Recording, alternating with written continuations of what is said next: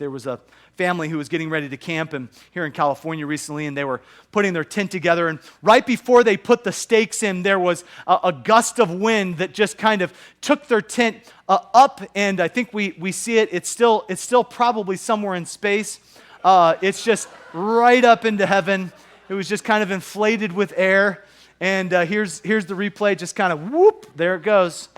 And I want you to know the reason why that happened is because it was inflated and it wasn't staked down.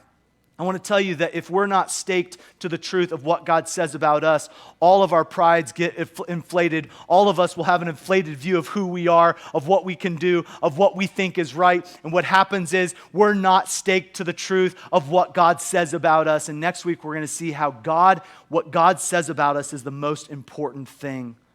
And so Jesus said, listen, the greatest among you is a servant.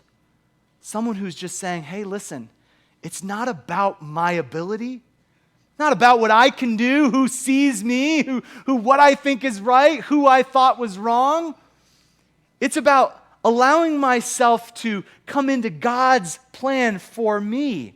Whosoever shall be exalted shall be abased. He that shall humble himself will be exalted. And so there's this humility that's seen in the kingdom. Andrew Murray said humility is nothing but the disappearance of self in the vision that God is all. It's all about Him. Can I encourage you this year to keep a daily journal of God's provision and grace? Just regularly reflect on how thankful you are for the abilities and the resources and the opportunities that have all come from God. If you had the health and the ability to walk in here on two legs, I want to tell you, you have a lot to be thankful for.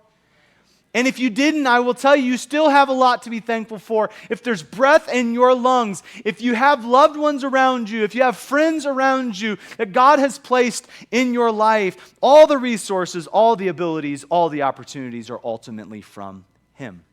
And so that's the paradox, is through humility, through abasement, we find this blessing.